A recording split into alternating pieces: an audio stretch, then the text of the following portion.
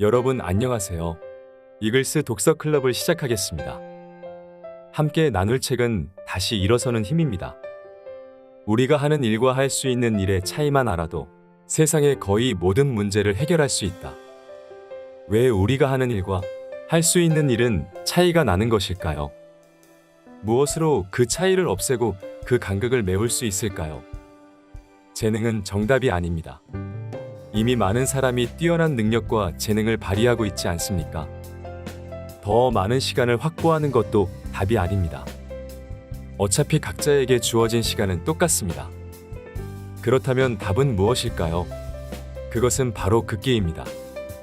자신이 해야 할 일을 묵묵히 수행하는 자세가 극기입니다. 이 극기가 바로 차이를 만드는 요인입니다.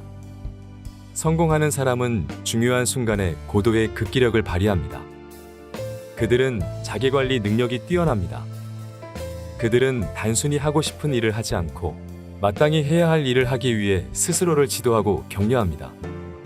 그래서 평범함을 넘어 우수함으로, 우수함을 넘어 위대함으로 나아갑니다. 우리는 성공한 사람들의 성공 요인 중 90%가 눈에 보이지 않는다는 점을 인지하지 못합니다. 하지만 그 90%가 없다면 애초에 성공은 불가능합니다. 훌륭한 음악가들이 대단해 보이는 이유는 우리가 관람하는 2시간짜리 공연은 실력을 갈고 닦기 위해 연습하는 시간에 비하면 극히 일부에 지나지 않습니다. 사람들은 운동선수나 음악가를 보고 나도 저 사람처럼 운이 좋았으면 좋겠다고 생각하지만 실상은 나도 저 사람처럼 극기력이 강했으면 좋겠다라고 말해야 합니다. 그렇다면 극기 역량을 키우기 위해서 우린 어떤 행동을 해야 할까요? 성공은 우리를 찾아다니지 않습니다. 대단한 일은 우연히 이루어지지 않습니다. 잊지 마십시오. 가치 있는 것은 모두 오르막입니다. 원하는 것을 이루려면 시간과 노력과 에너지를 들여 끈기 있게 매진해야 합니다. 이는 자기 관리를 통해 가능하며 그런 과정을 거쳐 성공이 가까이 다가옵니다. 먼저 인생에서 무엇이 중요한지 파악하십시오. 많은 사람이 자신은 극기력이 부족하다고 여깁니다. 하지만 보통은 극기력의 문제가 아니라 자신에게 가장 중요한 것이 무엇인지 확실히 알기 위해 충분한 대가를 치르지 않는 태도에 있습니다. 자신에게 진정 중요한 일이 무엇인지 알고 내면에서 그 일에 대해 예라는 말이 활활 타오르면 중요하지 않은 일에는 쉽사리 아니오라고 말하게 됩니다. 소명이 확실해지면 열정이 강렬해집니다. 그래서 인생의 우선순위와 계획을 세우는 것이 중요합니다. 구체적인 목표를 글로 적어 놓지 않고 인생을 살아간다는 건 지도도 없이 낯선 나라를 여행하는 것과 같습니다.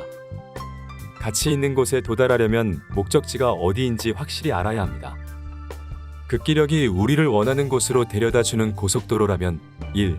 변명은 그 고속도로에서 빠져나오는 출구입니다. 내년부터 할 거야. 졸업하면 할 거야. 지금은 너무 뚱뚱하니까 살이 빠지면 할 거야. 이처럼 너무나 많은 출구가 있습니다.